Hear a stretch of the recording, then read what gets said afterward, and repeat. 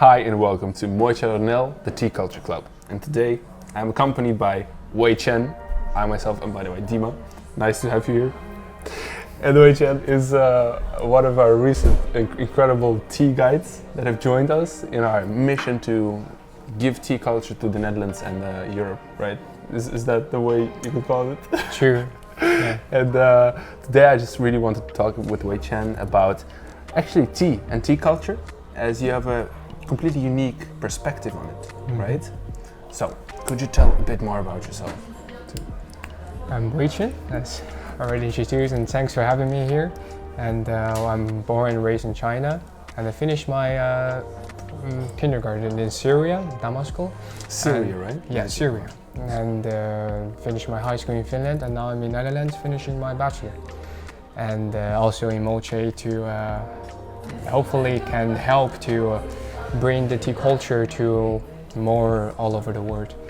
Yeah, and I think that tea culture is also very much about the multinational aspect of it, right? Exactly. Because, you know, it's not only just Asian tea culture, but it's also, for example, tea culture from the eastern part of Europe. They're everywhere. And also in Syria, I believe they also have a very strong, like... They do.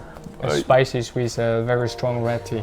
Yeah, exactly. Ooh, by the way, about that, I just wanted to ask you, which tea are we going to drink today? We have Russian tea, custard gaba red. It's one of my favorite as well in our collection. Oh, that's it's really nice. Yeah. All right. Well, it's wonderful to see also that we're not going for a traditional option, but something completely different. But, you know, one of the things I really want to talk with you about is how you got to grow up with tea. You know, because here it seems like something completely unique. Even me, I am right now even surprised at what you're doing with the gawan, right? With warming up the lid, I suppose, completely. Exactly, yeah. Cool. But you got it from the time you were small. Yeah. So could you tell me a bit more how you rolled into tea? Well, it's a long story. So originally I was really interested in reading classical Chinese and as well as a Chinese poem. And then I really got influenced because some of the poems are literally written in a way of some poets that are how they brew their cup of tea. And then, well, I have a tea set. I'm a classical Chinese family. I have a tea set in my home, and then I just discovered. Does every family have a tea set in their home, by the way, or? Most of them, actually, yeah, most of them. And I just started discovering it's funny to pour the tea on top of you cannot just be not mesmerized by that, right? It's just hypnotizing. And then I discovered that tea that tastes just so amazing, and some tea warm myself up so nicely, some tea just make myself feel so comfy, some tea give me a refreshing kick, and then I cannot stop anymore. But then at the time I'm so fascinated about tea. I was around 11, 12 years old, and I don't have a lot of pocket money to spend on this. So I discovered a way to get free tea. That's where I went to the hotels and tea sales point and to build my tea friendship with those. So it started tea people. Networking, right? Exactly, tea networking, yeah, that's the word. That's actually funny. Because you know, in my experience, tea has also been a great connector, right? And from your stories about your tea friends, indeed, it seems like you can really get any place you want if you just have a cup of tea, right? True. And the bad thing for me as a 12-year-old kid is that that's free, and that's the best part of it. But I indeed do buy tea at the end, some of the tea, so I'm not getting it totally for free. Yeah. Cool. And I remember also that somewhere I read that in China, for example, what we're doing here, it's uniting tea drinking and tea selling, right? But in China, it's completely different, right? In fact, yes. Actually, could you tell me a bit more about that? Some of the culture club, the culture club like Moche in Amsterdam is something very unique. It's very rare to find this kind of tea club in China. In fact, in China, if you want to buy tea and if you want to go to a tea ceremony or just a pinch up by yourself, it's actually totally different two places. If you want to buy tea, you go to like a place that run the family business who sell tea for 300-400 years, and you do they also make the tea themselves, or do they import it? They mostly, for some of the famous, Shongpo, they cannot make them, so they collect it from the farmers. They have their own network for 100 years, family business, you know. And some of them are really famous in such as making a good jasmine tea. They have a lot of Chen Yifan. It's a tea wholesale from Beijing. I don't like to call the word wholesale actually. They just family business who sell tea in Beijing for 100 years. They make really good jasmine tea. Yes, accessible. So, but then the point is, if you want to buy tea, you go to them and you buy a bag of 500 grams of tea, and then you go home and brew the tea yourself.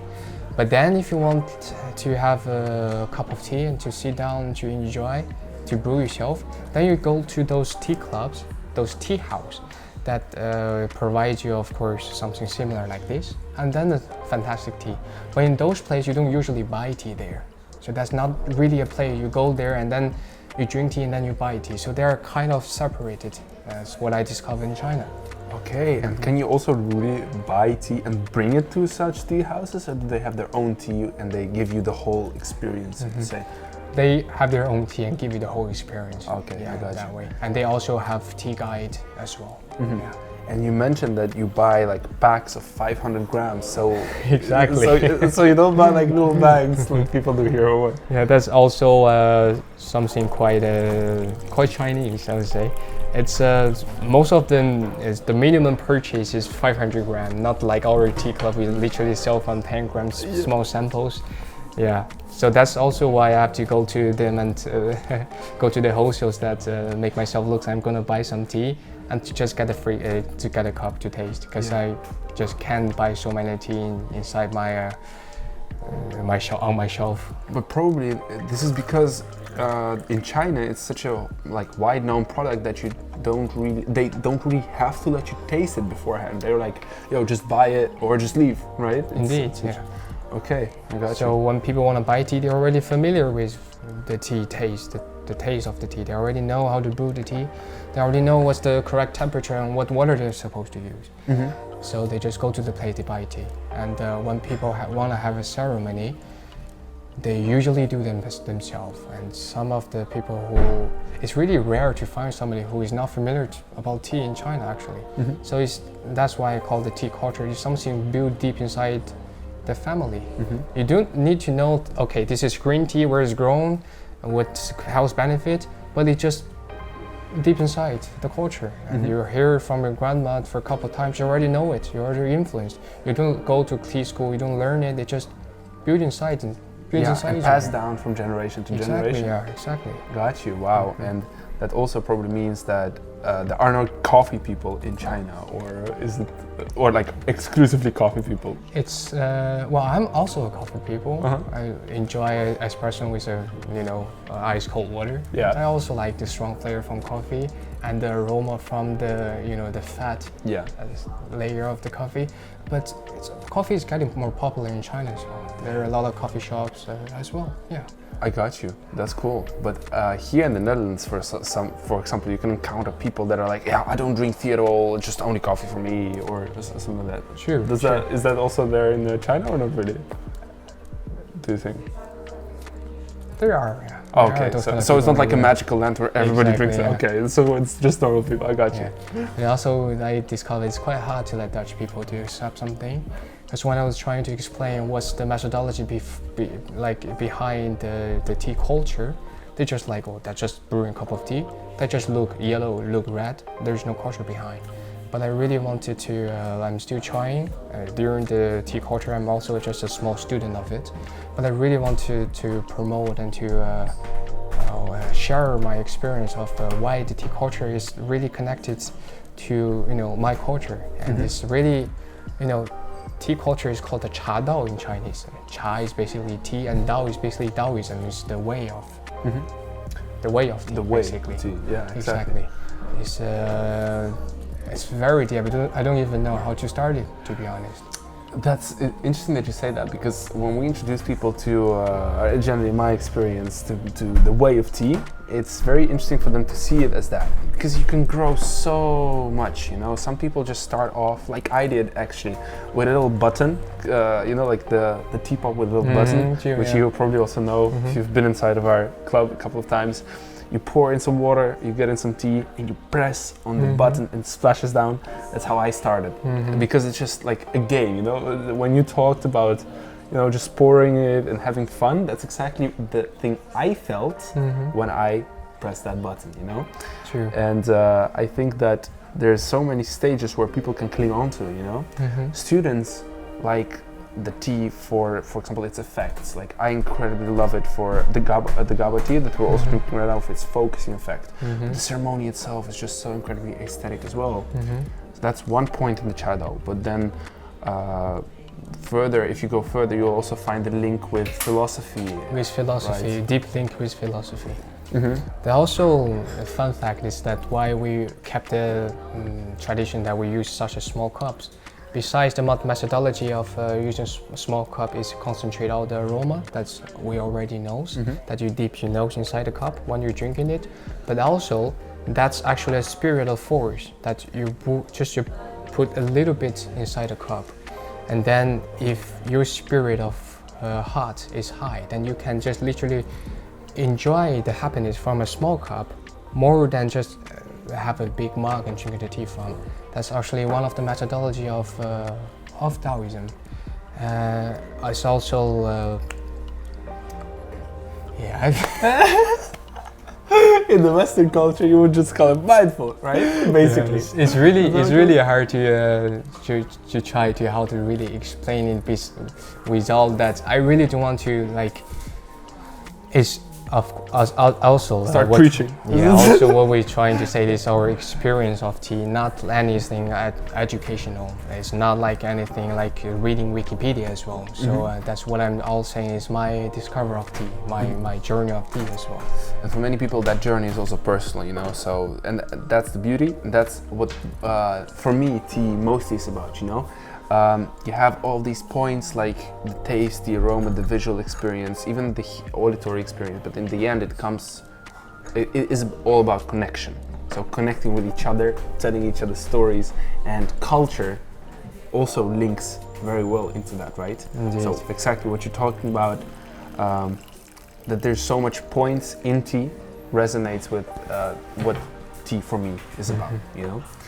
And right now I think we're enjoying the third infusion already of this GABA tea. Do you, by the way, feel the effect? And is GABA tea, of tea in general, and is GABA also popular in China or not really? There is, but not as popular as in our collection. A lot of our customers really interesting and they really fall in love with GABA, the effect as well as the taste. In China there is GABA tea, and I tried GABA tea before as well. But maybe the quality I drink is not as high, so I didn't really feel that much in me. But yeah. But our GABA is cool. Like, okay, great. That's very good. All in all, I think that there's so much more also to talk about in regards to mindfulness and philosophy and the Taoism, actually, in regards to also tea culture. So I'm sure that there will be another episode coming up where that will be more of a theme, right? Exactly. I was really interesting to share my experience of discovering tea, but not only tea, also about philosophy of journey of life, basically. Yeah, and you know, that is, I think, the main difference between the tea tradition in the West and the tea tradition in, for example, Asia. True. That it's much more about discovery of life. Could you ever imagine somebody just sitting there with a tea bag like this? Oh yes, I'm just about to discover the meaning of life. That's not so how many people drink it, right? Nothing wrong with that, but it's so interesting to notice that difference. Exactly. One of the most fancy mathematics books, 九章算术, are actually occur on the tea table. They're just a bunch of not mathematicians, just a bunch of smart tea drinkers having a cup of tea, maybe GABA, and then come up with a really advanced linear algebra, which is very interesting. And what's the main theme that you would talk about when around a tea table? A main theme, just... Or is there anything you definitely can't talk about? Let me think, yeah. Mostly something that can raise your voice and make your mood more aggressive. That's you feel like you want to shouting is something usually preventing down the tea table. I would not say it's a rule, because the rule is the tea doesn't have rules, same as the tea doesn't have nations. But it's more of a table manner that's stuff like politics, money, and business is not usually discussed on the tea table. Anything besides that, philosophy argument is fine, because you don't become aggressive, and such as when you talk about money. With religion or that subject, is that something you can or can't? I believe religion is something you can as well, because religion is brought to China. The Buddhist is brought to China by the exchange of tea. That we carry tea to the Indians, we give Indian tea, and then we learn their way of Buddhist. We learn their way of forgiveness, and that's also connected to tea as well. Yeah. So that's definitely not taboo, right? Okay. Of course, yeah. Got you. Cool. Thank you so much for the insights, and I think there's a lot that we haven't covered yet, which still can be dived into and discovered, right? Just like advancing on the shadow. Sure.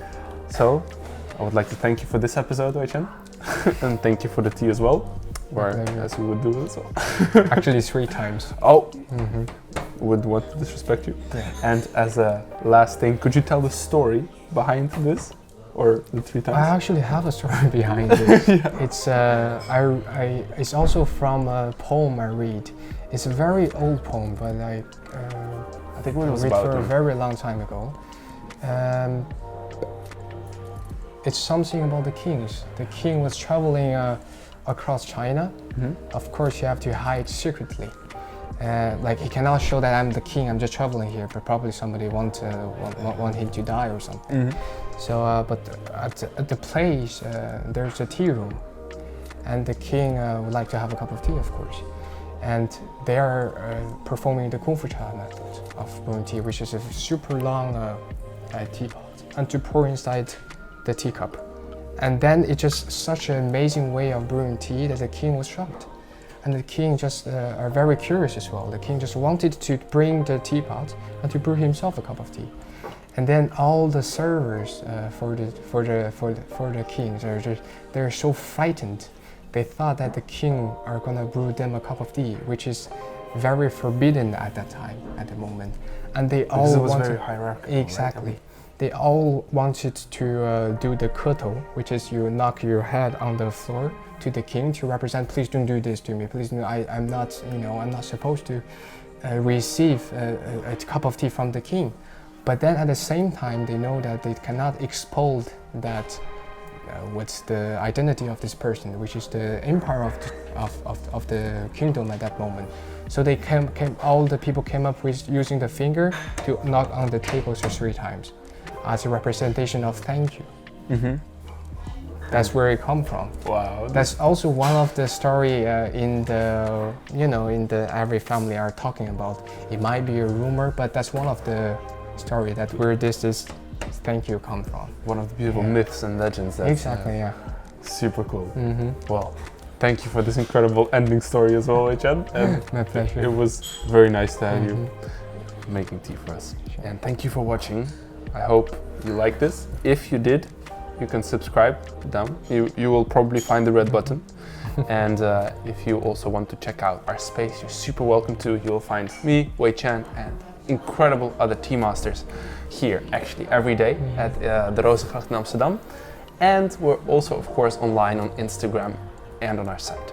With that being said, thank you again for watching, and namaste. See you next time. Bye-bye.